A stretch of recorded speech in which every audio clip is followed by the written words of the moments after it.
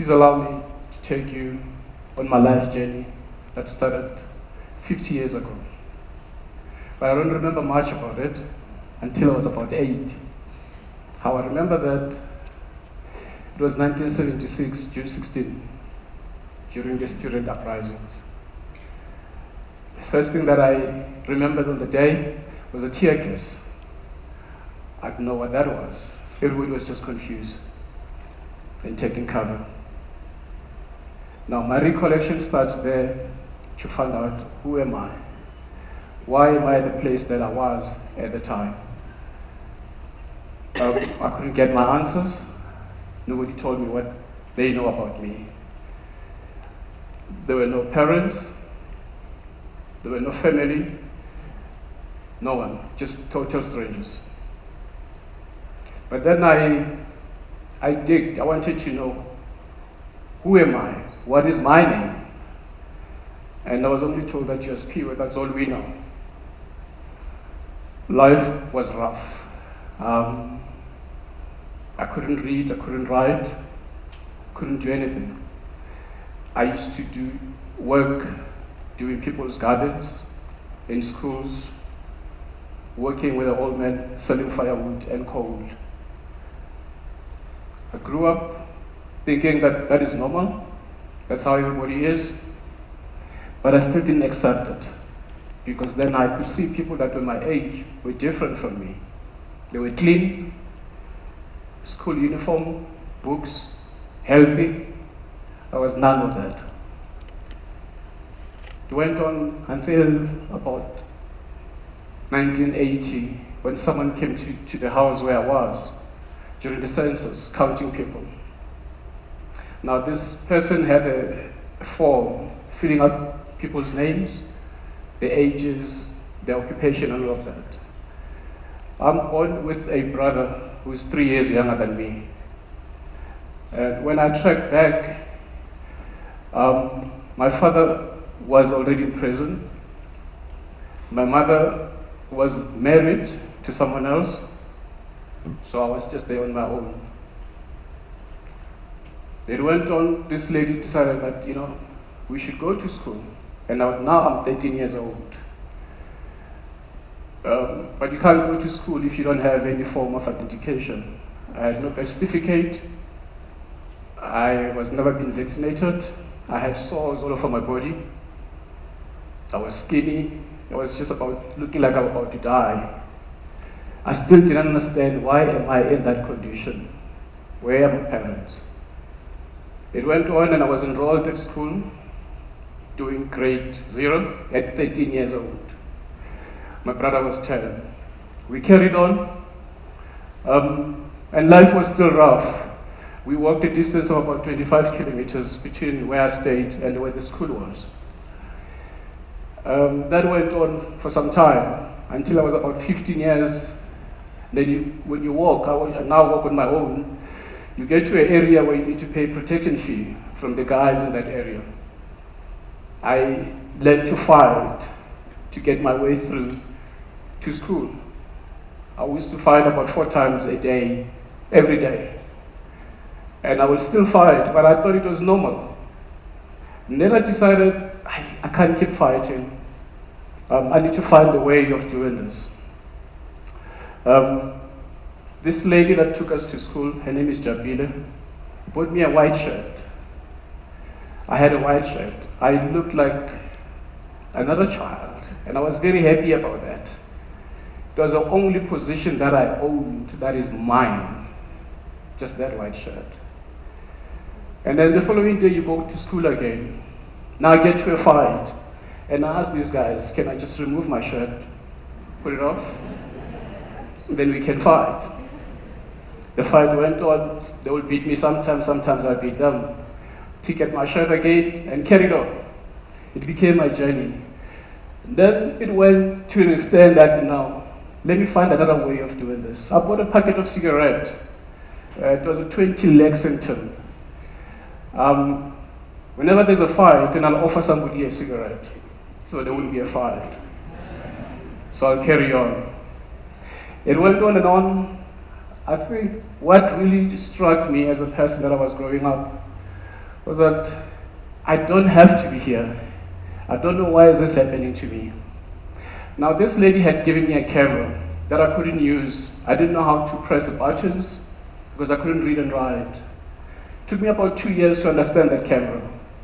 Now I'm on 1985, 1986.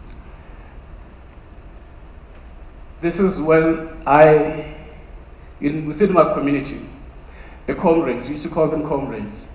Somebody had this image of Nelson Mandela. It was just an image in a sort of A3. And there was a rumor going around that somebody has an image of Mandela. We had never seen Mandela. I had never seen Mandela. Not on TV, not on a magazine, nowhere. So we went and mobilized to look at this image. Then after that, people were sort of jacked up. We decided, I think we have a purpose, we have a reason to fight. So we became wild comrades. We did all sorts of things as comrades, which I cannot say. Now this image, I'm already a photographer. I felt if people are going to get in trouble, because the following day people were raided, somebody amongst us told the police that we had an image of Mandela. So we were in trouble. Luckily, I was never mentioned in that. Now this is what was happening at the time. Every morning you find a dead body next to your home. There's rallies, there's marches, we don't know what is going on, but you kept fighting. My duty was to document what was happening at the time, and I kept doing that. Every day was that. And this is now is an image that I shot 1990. I took this to Soweto. Somebody asked me, take it to Soweto and get it sold, get it published. I got there, Robert Magwaza, who's my mentor, published the image. Now the following day I'll go back with something else. Now the guys that were there didn't like the idea that I come and I bring my images and they get published. Theirs are not published. But at the same time, I can never be employed because I don't have an ID. I don't have any form of identification. I still don't exist. So I can only work as a freelance. Now it happened, Robert Magwaza says to me, let me teach you how to develop your own film. And you can print it. You don't have to wait in a dark room while other guys are doing your work. So he did that, and this is how I learned to print and develop my own film. Self-taught. Same as photography, that was self-taught. Now this is when I started really feeling that I can do this work. I think I have a life here. It became a glimpse of hope that it is possible. I think I can do this work.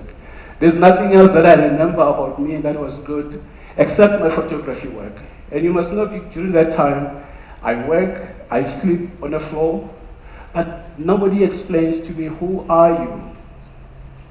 I don't know myself. I don't have an ID. I don't even have an ID number. Now around probably 1988, my father is released from prison. He comes back, and I asked him the same thing. What is my date of birth? He doesn't know my date of birth. We figured it out somehow. We went to Home Affairs, we had to write affidavits from church, youth clubs, all of that. So how I got my ID was through affidavits. But I was grateful for that he gave me that identity. In the ransom process, as I was taking pictures, our leaders were released. And then, this is when I found a purpose for myself, that I have a skill.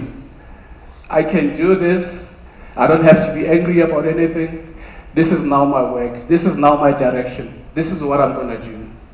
I went on as a photographer. I worked for all the newspapers. I worked for, my last employment was Media 24, NASPERS at the time. And I was still grateful that I have a job there. In that whole process, I had to identify myself. I had a lot of questions. I need to find me. I need to find my rhythm, you know. And my rhythm was to find expressions on people. But those expressions, I found them in music. People play music. I would go to any concert, especially jazz. I'll go to a jazz venue and I'll sit and watch. And probably sometimes I won't take any images because there was no connection. But eventually when I get a connection, and I'll have that image. And it became a theme for me that this is the route that I'm going to take because I love doing that. And these are the images that I took as we went along. Okay.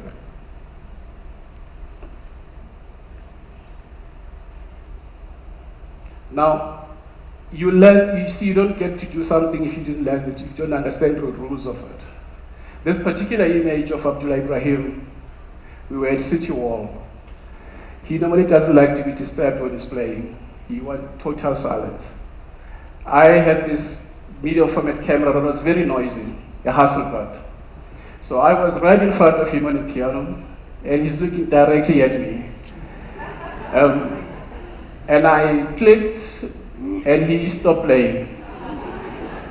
And he stared at me like that. And then I look around in a situation like this, and I had to walk down up to the stairs and sit down and be quiet until the show was over. So that was a lesson for me that if you photograph music, if you photograph anything that needs attention, have a way of doing it. Just don't impose yourself on these artists. But I learned a very good lesson on that. I went on and photographing all of that.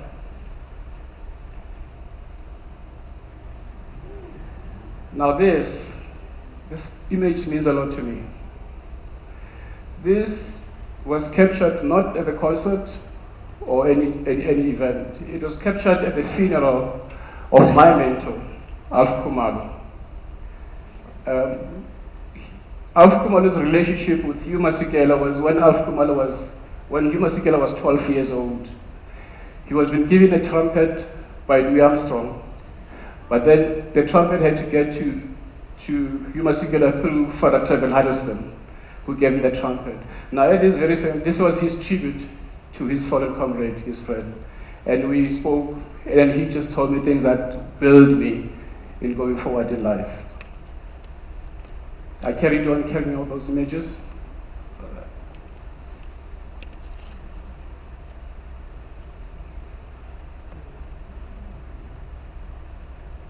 This just became a theme that I liked of capturing such images. You know, when you have a camera in your hand, it's a weapon, it's your passport, it's a tool that you can use to do anything you want to do with it. You must know the life that I lived had nothing to do with being groomed as a child, being groomed as a person that you're going to be. You're going to get married, you're going to have children. None of that I had received. But I learned everything that I could learn through a camera. I could express myself, I could make friends, I could travel, I could do all sorts of things only through a camera. So my photography was not taking pictures and then I'm gone. It was more personal, a connection between myself and the subject.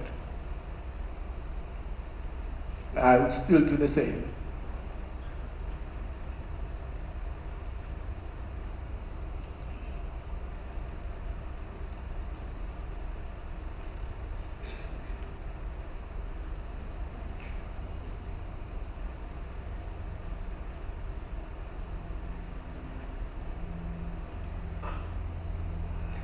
Now, at the end of all of this, you ask yourself, am I angry about my past, that my parents were never there, or I didn't live a proper life like everybody else? And my answer is no. I'm a very happy person. I think I've achieved things beyond what I could have ever imagined. I've done everything that I had to do. I've got 4 children. One is in university. Junior graduated 4 years ago. He's got his own company, lives in Cape Town. He's a filmmaker. And I still have the other 2 that are growing up. And when I look at myself, when I reflect that, I've done my part. Under those circumstances, under everything that happened, I've overcame that, and I'm a happy person. Now this here, I partnered up with MIC CETA and Limco Consulting to develop the unemployed youth. Up to so far, we've graduated about 288 of them. And I've made a difference in my own small little way, and I'm happy for that. This is when one of them was graduating. Thank you very much.